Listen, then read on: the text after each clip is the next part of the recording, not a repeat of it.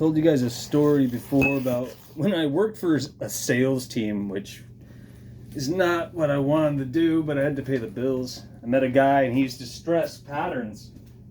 And this is how he would manipulate people to sell them all sorts of ridiculous shit. I think, yeah, I did. I left this online a while back. He's also the fellow who acquired the locomotive that you see at the beginning of Benny and June, you know, the Johnny Depp film. And that was one of his talking pieces, and it stuck with me because I liked the film, and I was living in Spokane at the time where they shot it, which likely also has to do with him manipulating the class. You know, he was very likable, but he was a dirtbag. The reason I mention this is there are themes in the programming, you know, in the propaganda, but there are also themes across the board in terms of time that you and I will experience if you're paying attention, but most people aren't. If you guys read Dead Tongues Speak, whether you have or haven't, there's a series of letters that a guy left me a long time ago, and it has to do with dreams, and dreams in relation to the Bible, and patterns that develop. Some of it's bullshit, some of it holds water, and it took me a good majority of my life to realize some of this. You can use it as a tool. That's why I put it in the fucking book, either way. So today is one of these days where, and you'll see this in terms of how the fucking wandering stars influence what we experience. Everywhere I went today, there was a child in my way to varying degrees, which, I don't know, I think kids are cool. So for the most part, it didn't bug me. It didn't bother me, really. It was the adults accompanying the children who did the dumbest fucking things under the sun. And they honestly complicated. In other words, they acted as a bulwark. They got in the way of what I was doing. Now, this is where it comes down to. I'm very impatient. So in these seasoned years of my life, and I don't always remember to do this because it's on par with pulling your head out of your ass and remembering to do that all the fucking time. But I had to remind myself in nearly every situation I ended up in today, involving people, to go with the flow, so to speak. If I were to, and this is what I fear, and this is what I had the worst fucking feeling when I left the house today, is part of this. And I think it lends itself to what I'm poorly, well, I don't know, I guess I shouldn't downplay it. In other words, one second, gotta keep that shit straight. So say I popped up in a situation with, well, I was going to see if I had a visual aid. I could just throw on the floor. You got a child, you got a father, right? And then you got me trucking along towards them. The child is cool, but the dad, so I veer this way and the dad just wanders for some fucking reason every which way. Shit like that just kept happening.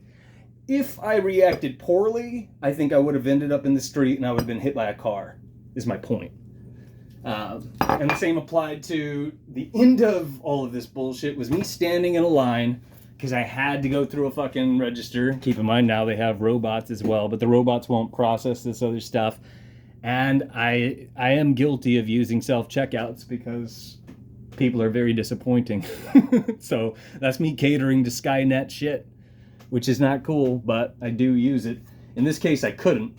So I had to go through a fucking register, and there was a really vocal child who did not have an authoritative parent, you know, to put them in their place and teach them how to act in public.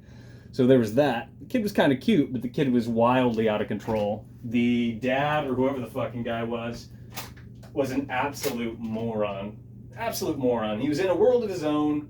You know how you put a little bar on the conveyor belt so somebody else can put their shit down? He was too busy in his cell phone, standing in the fucking way, doing something else, ignoring his child while his child was actively trying to talk to him.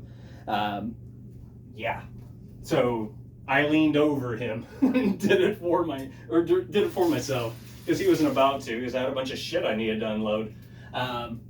So while we're standing in the line and they're doing their thing, he's trying to buy some yuppie IPA beer. He only has 5 of the bottles, and most places, in this case it was New Seasons, unfortunately.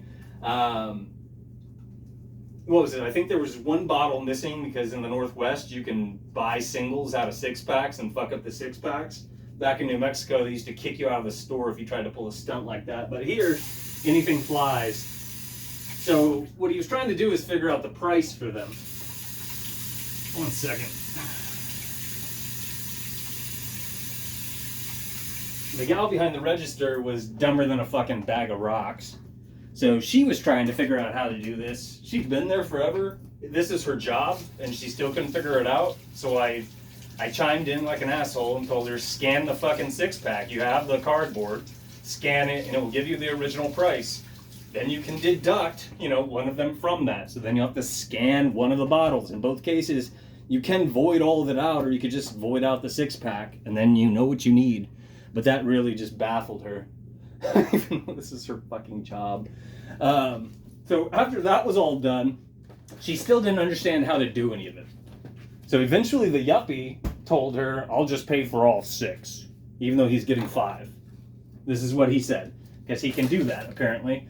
And it made me laugh. I'm like, all right, so charge the fucking yuppie. That shit still didn't pan out. The kid's freaking out, wanting hand sanitizer and everything else under the sun. The kid won't shut up. And the yuppie is just yammering about shit because I don't think he understands what's going on either necessarily, just that he has to spend money and he's only getting 5 beers. So to complicate matters, once they seem to make progress with this, keep in mind, I'm waiting on a bus and I have probably 8 minutes to get there. So I'm trying to figure out, should I bail out of this line or should I stay the course and see how this shakes out in terms of what the universe does? I stay in the line. What does the cashier do next? Oh yeah, then she pulls out a thing of berries and tells him, these are 2 for 1. Go get another one, which I'm like, all right, the produce section isn't far. He goes to get another one. Then she realizes what she just told him was absolutely incorrect. So then you watch her hodgepodge it through the register to try to fix what she just told him because she didn't have a fucking clue what she was talking about because she didn't take the time to fucking look at the product. Who knows why she did that? The kid's still squawking the whole time. The guy comes back and eventually they start to wrap this up, or at least I think they're going to, and he's trying to pay with an American Express. So then she tells him, oh, those don't work here. And I'm just having a chuckle on the inside.